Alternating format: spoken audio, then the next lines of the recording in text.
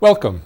My name is Josh Almeida, and I am very excited to bring to you our latest installment of Focus on Learning, brought to you by New Bedford Public Schools and New Bedford Cable Network.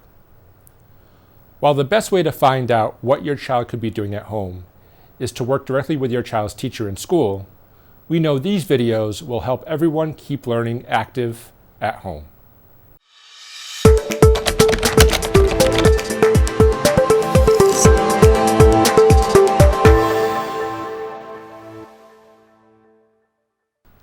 Hi friends, my name is Mrs. Nunes. I'm a first grade teacher at the Lincoln School, and I came on today to read you a story. The story we're going to be reading is called And Then It's Spring. This story is written by Julie Fogliano and illustrated by Erin E. Steed. Now, I picked this book because we just entered the season of spring. So right now I want you to take a moment and I want you to think about spring. What pops into your mind? All right, so spring is one of my favorite seasons. The days start getting longer, the weather starts getting warmer, and summer's right around the corner. Now, I've shown you some pictures that popped into my mind when I stopped and I thought about spring. I think about lots of rain, but then lots of flowers, lots of bright colors, getting outside, being able to do lots and lots of things. So that's what I want you to be thinking about when we're reading our story today. So today, we're going to be able to ask and answer questions about our story.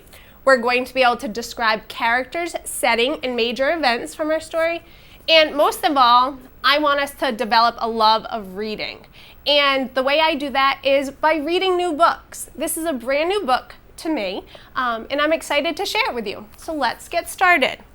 And Then It's Spring, again by Julie Fogliano, illustrated by Erin E. Steed. Oh, before I forget, there's going to be some important vocabulary in here. So let's go back and look at those words. So the first word that I want to talk about is week. So a week is a period of 7 days. That's going to be really important when we're reading our story because some time's going to go by. The next word is the word hum. And hum is to make a low, continuous sound. And I put a bumblebee there because bumblebees make a humming sound. You can also make a humming sound. All right, we're going to sneak back because I missed my first word. And the first word is hopeful. And this is an important word. If you're hopeful, you want something to happen or to be true. And I have my little friend there. He's kind of wishing and he's hoping. All right, so let's get reading. And then it's spring. First you have brown. All around you have brown. And I see my character here, and he's still bundled up, so I'm thinking the temperature's still pretty cold. I also see some smoke still coming out of the chimney of his house. That tells me the heat's still on. And as him and his dog are looking out, everything is brown. Nothing really looks like it's going to be alive. Then there are seeds. So our friend here, he has an idea. What is he doing? You're right, he's starting to do some planting. In a wish for rain, oh, he's very smart. He knows that after you plant some seeds, you need some water. And then it rains. And it is still brown, but a hopeful, very possible sort of brown.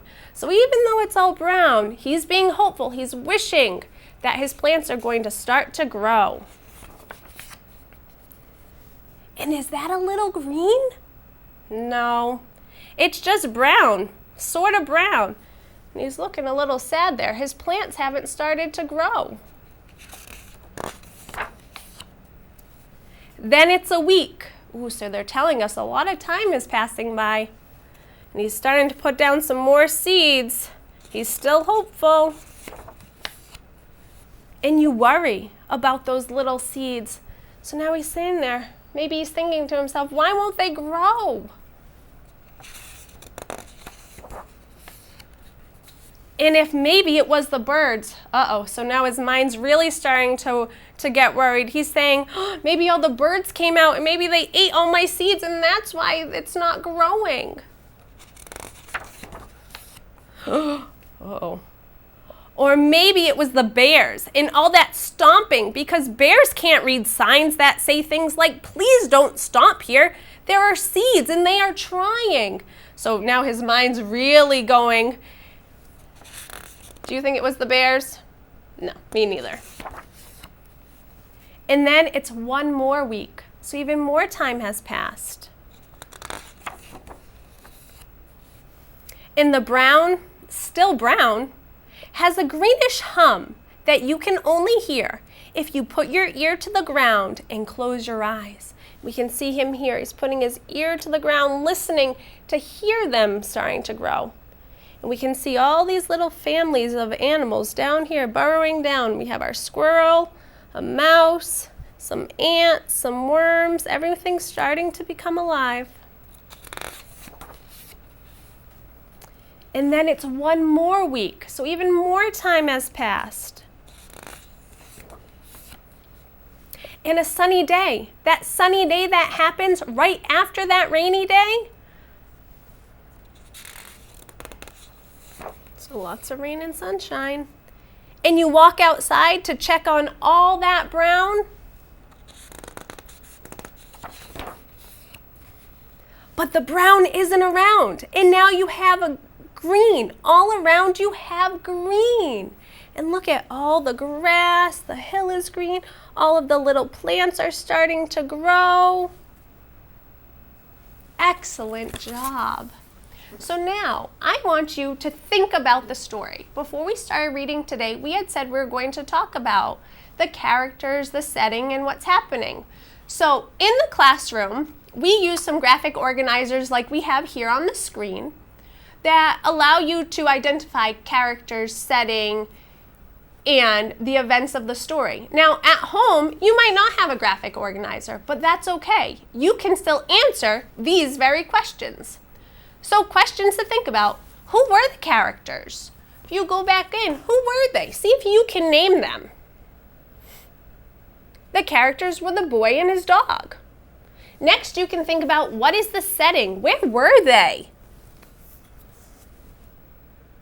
The setting is outside in the boy's yard. And then ask yourself, what were they doing? The boy and his dog were planting seeds and waiting for them to grow. And that's something that you can do with any story that you're reading or being read to at home. Think about those characters, setting, what's happening, if you liked the story. Now, Mrs. Nunes loved this story, especially this time of year. So I wanted to share with you some activities that you could do at home. So one thing you could do is some planting of your own.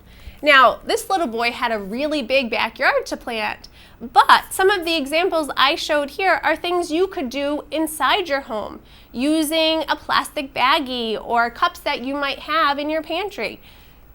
You can plant some beans, you can plant some seeds you might have. Another activity that you could do is do some crafting. So maybe create a flower or plant of your own and then see if you can label the parts of your plant. You could do some rock painting and add your special rocks to a garden that you create.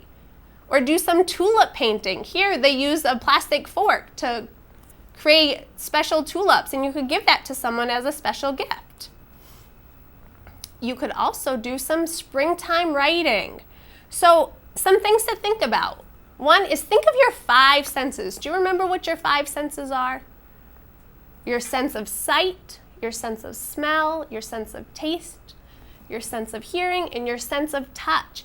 Think about when you're outside on a beautiful spring day.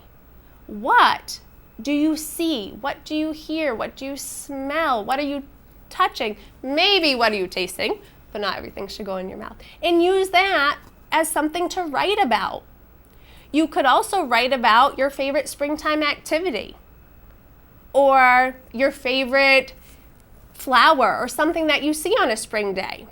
And another great activity to do is to write a how-to story. We've done a lot of how-to writing in the classroom. And you could write how to grow a plant. Now, our friend in our story, he went through the steps of it. He started off by planting his seeds and making sure that they had water and sunlight. And then he learned very quickly that he needed to give them a lot of time to help them grow. So there's a lot of fun activities that you can do with our theme of spring. All right, I want to thank you so much for listening to my story today. I hope to see you soon. Bye.